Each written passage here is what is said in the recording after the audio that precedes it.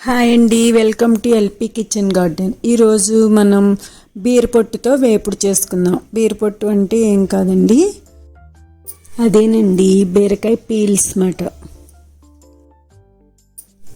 Process చేసుకుంటూ ingredients చూపిస్తాను. First stove పై బాండీ పెట్టుకుని 2 స్పూన్స్ ఆయిల్ వేసి, ఆయిల్ హీట్ అయిన తర్వాత తాలింపు దినుసులు వేసుకోవాలి.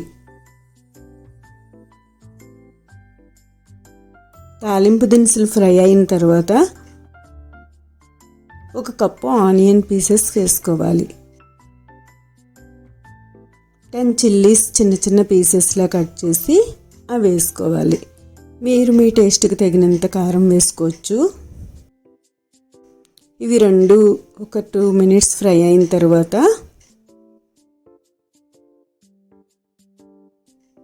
బీరతొక్కలు 1 కప్పు బీరతొక్కలు ఉన్నాయి, అవి కడిగి శుభ్రం చేసి పలసిచ్చుకుంటూ మిక్సీ వేసుకోవాలి.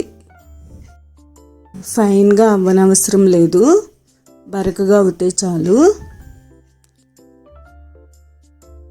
ఇప్పుడు ఈ బీరపొట్టును పిండేసి జ్యూస్ లేకుండా వేసుకోవాలి.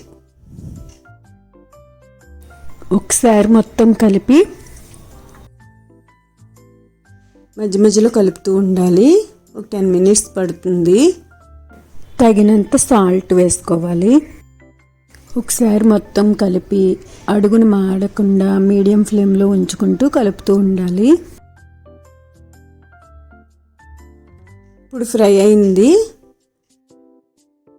నెక్స్ట్ మనం సర్వింగ్ బౌల్లోకి తీసుకుందాం.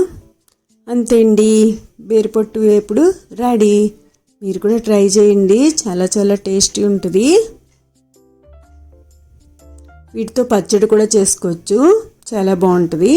మరొక వీడియోలో చూపిస్తాను.